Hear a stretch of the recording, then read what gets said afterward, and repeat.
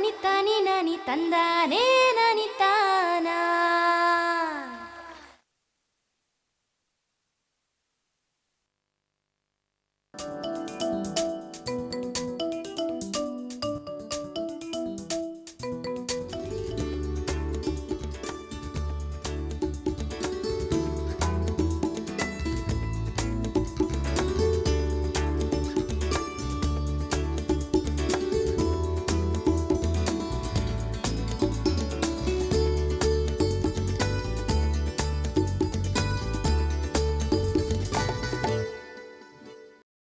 ನಮಸ್ಕಾರ ರೈತ ಬಾಂಧವರೇ, ಕೃಷಿ ದರ್ಶನದ ಕೃಷಿ ವಾರ್ತೆಗೆ ತಮಗೆಲ್ಲರಿಗೂ ಹಾರ್ದಿಕ ಸ್ವಾಗತ.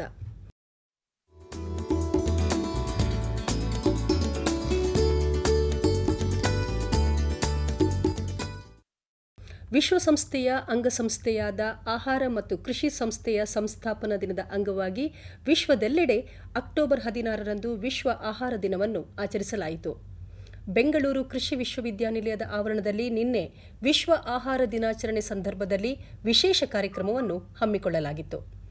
ನವದೆಹಲಿಯ ಭಾರತೀಯ ಕೃಷಿ ಅನುಸಂಧಾನ ಪರಿಷತ್ತಿನ ನಿವೃತ್ತ ಮಹಾನಿರ್ದೇಶಕರು ಹಾಗೂ ರಾಷ್ಟ್ರೀಯ ಕೃಷಿ ವಿಜ್ಞಾನಗಳ ಅಕಾಡೆಮಿಯ ಅಧ್ಯಕ್ಷರೂ ಆದ ಡಾಕ್ಟರ್ ಎಸ್ ಅಯ್ಯಪ್ಪನ್ ಅವರು ಕಾರ್ಯಕ್ರಮವನ್ನು ಉದ್ಘಾಟಿಸಿದರು. ಥೀಮ್ ಏನಂದರೆ ಹವಾಮಾನ ಬದಲಾವಣೆ ಆಗ್ತಾ ಇದೆ, ಹಾಗೆ ನಮ್ಮ ಆಹಾರ ಮತ್ತು ಕೃಷಿ ಪದ್ಧತಿ ಕೂಡ ಬದಲಾವಣೆ ಆಗಬೇಕು ಅಂತ.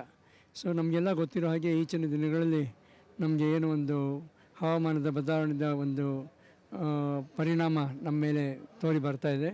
ಅದರಲ್ಲಿ ಆ ಪರಿವೇಶದಲ್ಲಿ ನಾವು ಕೃಷಿ ಹೇಗೆ ಮಾಡಬೇಕು, ಕೃಷಿ ಮಾಡುವಾಗ ಕೃಷಿ ಪದ್ಧತಿಯಲ್ಲಿ ಏನು ಸುಧಾರಣೆಗಳನ್ನ ಮಾಡಬೇಕು, ಹಾಗೆ ಮಾಡುವಾಗ ಎಷ್ಟು ಕಡಿಮೆ ನಾವು ಇನ್ಪುಟ್ಸ್ ಯೂಸ್ ಮಾಡ್ಬೋದು. ಅಂದರೆ ನೀರಿಂದ ಹಿಡಿದು, ಉದಾಹರಣೆಗೆ ಈಗ ನಮ್ಮ ಮುಖ್ಯ ಜ್ವಲಂತ ಸಮಸ್ಯೆ ಏನಾಗಿದೆ ಅಂದರೆ ನೀರು ಹೇಗೆ ಎಷ್ಟು ಕಡಿಮೆ ಪ್ರಮಾಣದಲ್ಲಿ ಉಪಯೋಗಿಸಿ ಹೆಚ್ಚು ಇಳುವರಿ ಪಡಿಬೋದು.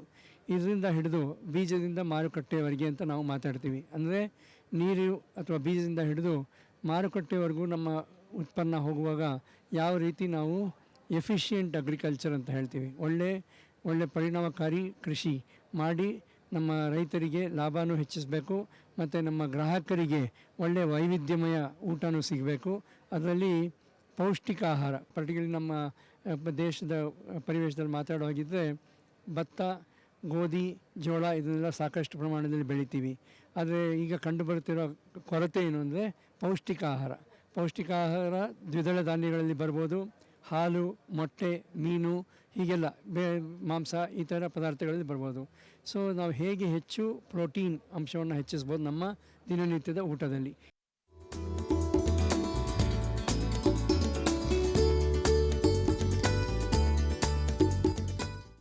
ಹೊಸಕೋಟೆ ತಾಲೂಕು ಮತ್ಸಂದ್ರ ಗ್ರಾಮದ ಪ್ರಗತಿಪರ ಕೃಷಿಕರಾದ ರಮೇಶ್ ಹಾಗೂ ದೀಪಾ ರಮೇಶ್ ಅವರು ಮೂಲತಃ ರೇಷ್ಮೆ ಬೆಳೆಗಾರರು.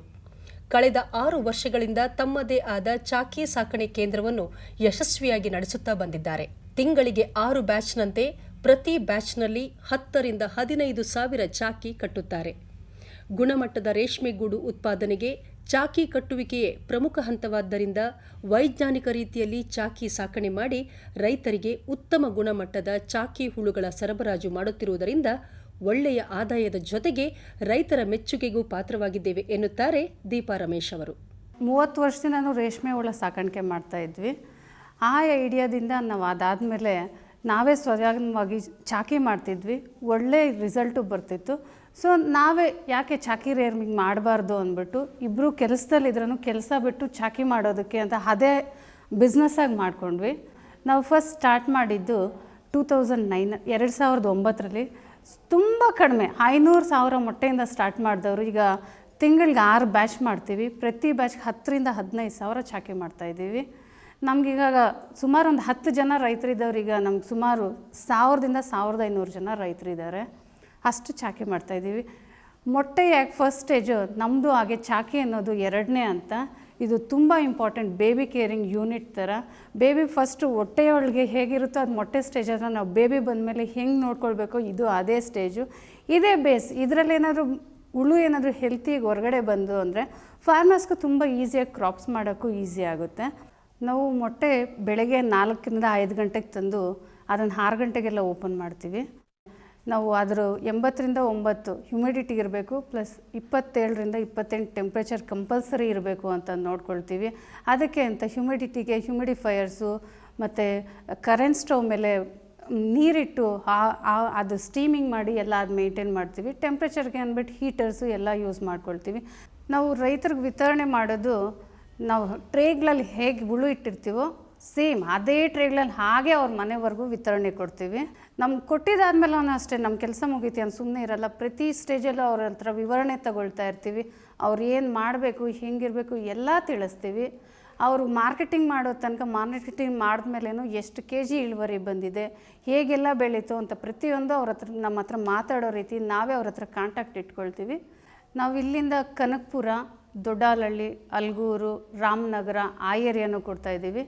ನಮ್ಮದು ಆನೇಕಲ್ ಬಾರ್ಡರ್ ಇರೋದ್ರಿಂದ ನಮ್ಮ ತಮಿಳ್ನಾಡು ಸಹ ತುಂಬ ನಿಯರ್ ಬೈ. ನಾವು ತಮಿಳ್ನಾಡು ಸಹ ಡಿಸ್ಪರ್ಸ್ ಮಾಡ್ತಾಯಿದ್ದೀವಿ.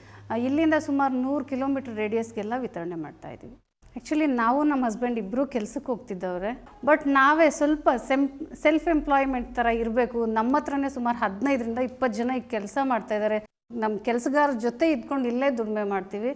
ನಮಗೂ ಅಷ್ಟೇ, ಈಗ 1000 ಜನ ರೈತರಿದ್ದಾರೆ, ಕಾಂಟ್ಯಾಕ್ಟ್ ಇದೆ ಅಂದರೆ ನಮಗೂ ಹೆಮ್ಮೆ ಅನಿಸುತ್ತೆ. ಈ ಕೆಲಸ ನಮ್ಗೆ ತುಂಬ ಖುಷಿ ಕೊಟ್ಟಿದೆ. ಯಾಕೆಂದರೆ ಯಾರ ಹತ್ರನೂ ಹೋಗಿ ಬೆಳಗ್ಗೆಯಿಂದ ಈ ಟೈಮಿಂದ ದುಡಿಬೇಕು, ಕಂಪಲ್ಸರಿ ಮತ್ತೆ ಬರಬೇಕು ಅದನ್ನೋದು ಬಿಟ್ಟು ನಮ್ಮ ಕೈಯಲ್ಲಿ ಎಷ್ಟಾಗುತ್ತೋ ಅಷ್ಟು ನಾವೇ ನಮ್ಮ ಸ್ವಂತವಾಗಿ ಮಾಡ್ತಾಯಿದ್ದೀವಲ್ಲ, ತುಂಬ ಖುಷಿ ಅನಿಸುತ್ತೆ. ಈಗ DFS ಅಂದರೆ ಡಿಸೀಸ್ ಫ್ರೀ ಲೇಯಿಂಗ್ಸ್ ಅಂತ ಕೊಡ್ತಾ ಇದ್ದೀವಲ್ವ, ಸೊ ರೈತರಿಗೂ ಒಳ್ಳೆ ಬೆಳೆ ಬರ್ತಾಯಿದೆ. ಅವರು ಖುಷಿಯಿಂದ ಮಾತಾಡ್ತಾರೆ. ಅವ್ರಿಗೂ ಅಷ್ಟೇ ಅದೇ ಅವರ ಜೀವನೋಪಾಯ ಅಂತ ಮಾಡ್ತಾರಲ್ವ, ಅದರಿಂದ ಅವ್ರಿಗೂ ತುಂಬ ಬೆಳೆ ಬರ್ತಾಯಿದೆ ಅಂತ ನಮಗೂ ತುಂಬ ಖುಷಿ ಆಗುತ್ತೆ.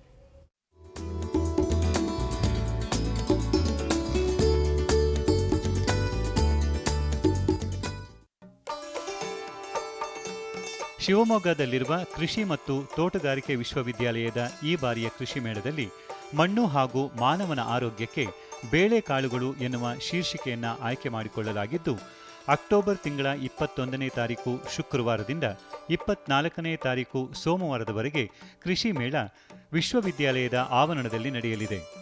ದ್ವಿದಳ ಧಾನ್ಯ, ಸಿರಿಧಾನ್ಯ ಹಾಗೂ ಆಹಾರ ಧಾನ್ಯದ ವಿವಿಧ ತಳಿ ತಂತ್ರಜ್ಞಾನಗಳ ಪ್ರಾತ್ಯಕ್ಷಿಕೆಗಳು, ಸಾವಯವ ಕೃಷಿ, ಸಮಗ್ರ ಕೃಷಿ, ಪಶುಸಂಗೋಪನೆ, ಮೀನುಗಾರಿಕೆ, ಜಲಾನಯನ ಅಭಿವೃದ್ಧಿ ಚಟುವಟಿಕೆಗಳು, ಅರಣ್ಯ, ತೋಟಗಾರಿಕೆ, ಹೈಟೆಕ್ ತೋಟಗಾರಿಕೆ, ಜೇನು ಸಾಕಣೆ ಕುರಿತ ಪ್ರಾತ್ಯಕ್ಷಿಕೆಗಳು, ಮೌಲ್ಯವರ್ಧಿತ ಉತ್ಪನ್ನಗಳ ತಯಾರಿಕೆ ಹಾಗೂ ಮಾರಾಟ, ಕೃಷಿ ಯಂತ್ರೋಪಕರಣಗಳು ಹಾಗೂ ಕೃಷಿ ಪರಿಕರಗಳ ವಸ್ತು ಪ್ರದರ್ಶನವನ್ನು ಸಹ ಈ ಸಂದರ್ಭದಲ್ಲಿ ಏರ್ಪಡಿಸಲಾಗುವುದು. ರೈತ ಬಾಂಧವರು ಈ ಮೇಳದಲ್ಲಿ ಭಾಗವಹಿಸಿ ಹೆಚ್ಚಿನ ಮಾಹಿತಿಯನ್ನು ಪಡೆದುಕೊಳ್ಳಬಹುದು.